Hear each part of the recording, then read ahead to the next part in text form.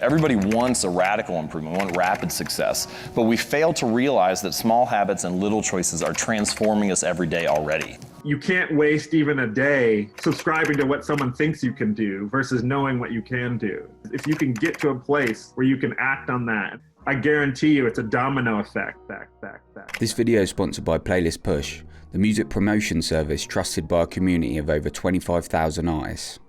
In James Clear's book, Atomic Habits, he talks about how it's habits and those small shifts that we build into our life that are going to actually affect what we can achieve over time. Pretty much any of the results in your life are a lagging measure of your habits. The outcomes are just the manifestation of the behaviors that preceded them. Right. So you kind of get what you repeat in that way. In the book, Clear reminds us that when we look at those people that break through in any kind of form of human life, often we see those stories of overnight successes. But what we're missing here is that those achievements or the reasons why those people broke through with their work is actually the result of a long burn of good habitual practices. One way to think about it is just kind of basic math. Like if you just look at the numbers, if you were able to improve by 1% each day for an entire year, and those gains compound, you would end up 37 times better at the end of the year. And if you were to get 1% worse, you would whittle yourself almost all the way down to zero. In the book, Clear presents the idea that we need to work a routine or habit into our life so deeply that we start to define ourselves by it. It becomes part of our identity. Whether that's waking up at 4:30 a.m. and getting a head start on the day, or going out and engaging with community around our artwork, we're trying to get to the place where we say, that's our natural state, that's who we are. Every action you take is kind of like a vote for the type of person that you believe that you are. And as you take these actions, you build up evidence of a particular identity. And that, I think, is the true reason why habits are so important. Once I realized how beliefs and behaviors are connected, then I've started to think, all right, maybe this is really something. Not only does it deliver those external results, but also the internal results of shaping your sense of self-image and what you believe. Do you have a part of your identity, something you align with at the moment, that holds you back? As we grow up, it's really easy to label ourselves or be labeled by other people. Knockbacks can teach our nervous system to modify its behavior in order to avoid pain or discomfort, and we can then align with that to create control patterns around it and start to, as I say, label ourselves as we're not the people who step into those spaces, or we're not the people who enjoy engaging in that activity. But the important reframing, as I say here, is to recognize that as adults, we do have the ability to re-explore and reroute our patterns of behavior and how we identify in order to, as I say, achieve and just enjoy life in the way that we would prefer to. The people I admire most in the world are the people who understood very early on that they had been formed by something and that they didn't have to remain in that form, that they could choose. After Christmas this year, I tried to develop my own new habit. I wanted to get better at performing my creative work, so I decided I would start going to open mics every week, but it didn't really stick. So now I want to look back in this video at that case study, and after reading this book, I'm going to try and reroute some of the things that I did and try and think about how I can apply a few of the strategies that Clear brings forward in order to give myself a better chance here. But just before we jump into the work here, a quick shout out to the sponsor of this video, long-term friend of the channel, Playlist Push. I've been working with Playlist Push for a while now, and the greatest plug that I can give them is that they now have direct relationships with some of the artists from this community, and they've worked with those artists and are helping them get their work into more ears of listeners who might fall in love with it. The music curation culture and playlists on Spotify are a powerful way to get your work out to more listeners. Where Playlist Push sits is that they've built long-term relationships with those curators and now provide that bridge for artists to get their work listened to by the people who set up those playlists, distributed into more ears of listeners who really fit the kind of music that they're making. Playlist Push connects your song to its community of over 4,000 verified playlists using the knowledge they've built up over 7+ years doing this. So yeah, if you're looking for a hand to get more people to listen and hopefully connect with your music on Spotify, then go check out what Playlist Push can offer you and use that link below to get 15% off your first campaign. Thanks again to Playlist Push for supporting the work that I do here and yeah, helping me make the videos on this channel. And with that said, let's jump back into the video now. 1,000 pages, 1,500 pages of aborted novels, things I could never finish, piles and piles of manuscripts. And this was my apprenticeship. This is how I learned how to put sentences together. Never published any of that stuff. So for me, it was very slow. Early on, I could write poems because they were short, but longer forms were too difficult for me. Now, it's also instinctive. I'm barely aware of what I'm doing.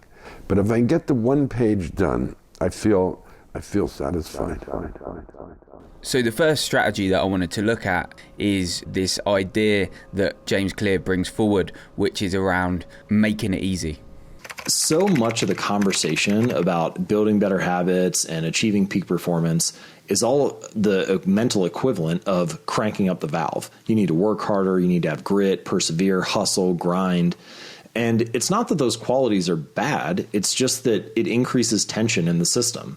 And what you really want is to create a setup where it's easy to do the things that pay off in the long run, and you have the mentality of, I'm the type of person who will work hard.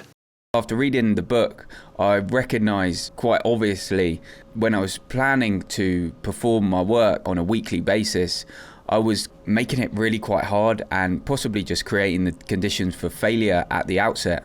The beginning is hard. The first 20, 30 pages, just because you have to kind of prove to yourself that you're doing something that is of any worth, that it's going to work. Also, you're deciding on a project that might last 2, 3, 4 years, so there's a great temptation to give up. It's very strong. In the book, Clear tells us to make the habit easy whilst we build it. For me, it was really quite a simple reframing, realising that it didn't have to be a weekly thing. So when I try and do this again, I think I'm just going to plan to do it monthly instead of weekly. I can do more of this activity if the opportunity presents itself and if I want to. But if I am doing it once a month, then I am holding to that habit. In the book, James Clear sets out another really useful rule around how we build this stuff in. Once we make it easy enough, we can miss one time, but it's important that we don't miss 2 in a row. These things make building that habit really realistic, and yeah, they make it way more likely that I'm gonna see success in that.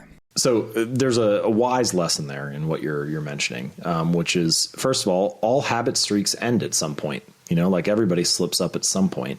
And the mantra that I like to keep in mind for that, for myself as much as anybody else, is never miss twice. So if I work out at the gym Monday, Wednesday, Friday, and I miss on Friday because of a business trip or whatever, then I need to put all my energy into making sure I get in there on Monday. I don't want to miss twice in a row. It's pretty much never the first mistake that ruins you. It's like the spiral of repeated mistakes that follows. So if you can get back on track quickly, I think I have a line in the book, something like, missing once is a mistake, missing twice is the start of a new habit. Well, I'm a photographer and I take photographs of all sorts of things, but most recently I completed a project where I photographed artists. I photographed probably around 300 artists all over the UK. For my processes, I kind of go out, take photographs, come home, edit the shoot, send it to whoever I photographed. And because I do it so often, I almost forget that I did the shoot. And then later on, I see my images in maybe Instagram shared or in a story on Instagram or in a magazine or somewhere. And I go, oh yeah, I did that photo shoot, So it's nice it's just the continuation of making something without really overthinking it. I just make it and put it out. The start of my career, I was not like that at all. I'd do a shoot and I'd be really picky and I'd maybe choose one image and people might be like, where's the shoot, Maybe slightly disappointed. But as time goes on, you get more confident in the fact that you gave it a good go, The second strategy that I wanted to bring forward here to people is around the idea that James Clear presents of habit stacking. This is the process of building things you always do around the central new habit that you're trying to bring on board. It's wonderful to work to music. It's absolutely wonderful. It's a very great privilege to be able to sit and work with music. Behaviors often come in bundles, like they're related to each other, right? Like you go to the bathroom and then you wash your hands, and then after you wash your hands, you dry your hands, and drying your hands reminds you that you need to throw the laundry in, and then you think about, oh, we're out of detergent, so then we need to go to the store, and like they're all kind of connected. And in many cases, both bad habits and good habits can kind of come in these bundles. And so if you start to do something else that like pulls on one thread in the bundle, then the whole stack of bad habits like fades away. Yeah, it's not a binary. For me, there's something I do around exercise, which is basically like a short workout, 30-minute workout. And it's something that I do regularly and that I enjoy and always makes me feel good. And I thought that I could bring this habit in before I go out and do that performance around my creative work. Clear says that by tacking on this habit, over time we'll start to identify it with the new routine that we're trying to build in. In one of your lyrics, you mentioned meditation. Do you have a meditation practice? Yeah, man. I have to have at least 30 minutes to myself. How do you get the idea to do the 30 minutes every day or every other day? Well, just knowing my scheduling and how much I just think about music. Once I started realizing that, okay, I know that I have to give it some time and space every now and then, and that 30 minutes helps. That 30 minutes helps where I can totally zone out and not think about my next lyric, and it gives me a restart, a jump start, and a refresh, and lets me know why I'm here doing what I'm doing. Clear speaks quite interestingly about how we can build habits or reward-based activities onto the end of the new habits that we're trying to bring into our behavior. He tells us that setting up these systems of reward and positive habits, things we enjoy after the new thing we're trying to bring in and implement, will help the body want to engage in that new activity. Behaviors that are immediately rewarded get repeated. Behaviors that are immediately punished get avoided. And it's really about the speed of how quickly you feel satisfied or feel good. It's kind of like if something feels good right after you finish it, it's like a positive emotional signal to your brain where it's like, hey, this was enjoyable. You should repeat this again next time. And so in that sense, positive emotions cultivate habits and negative emotions destroy them. Mm-hmm. And you really want to find a way to feel good, to feel successful as soon as you finish.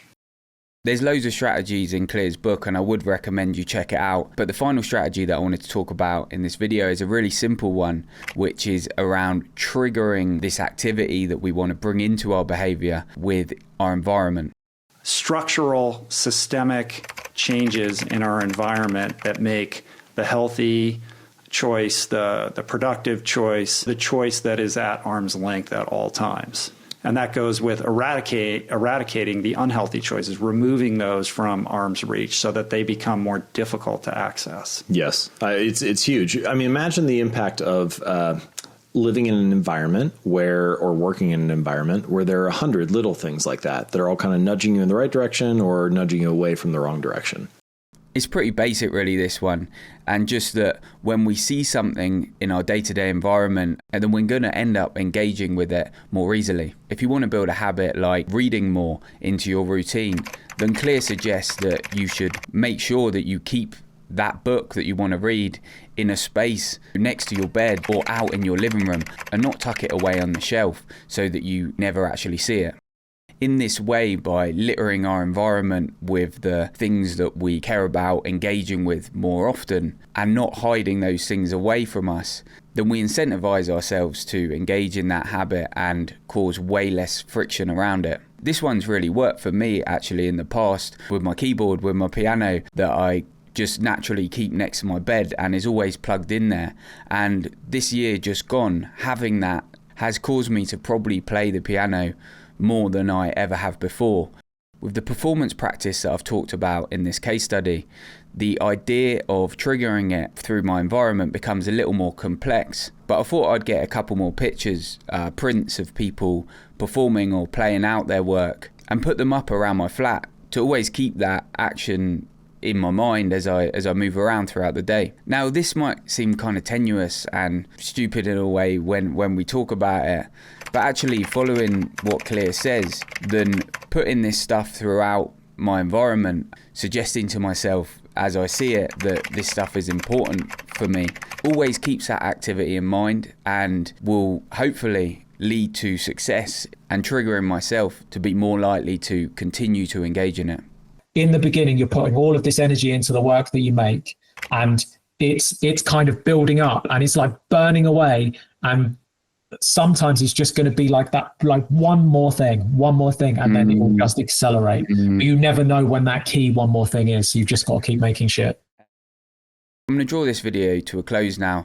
Go check out the Creative Minds newsletter if you want more of my own writings around this stuff, and also to check out the full interviews with the community artists that I have featured in this video. I'm going to put another video on the screen now, one of the recent videos that I did that involves a lot of the interviews with the community artists that I've really enjoyed doing recently. And yeah, with all that said, peace and speak soon. Good luck in your own work.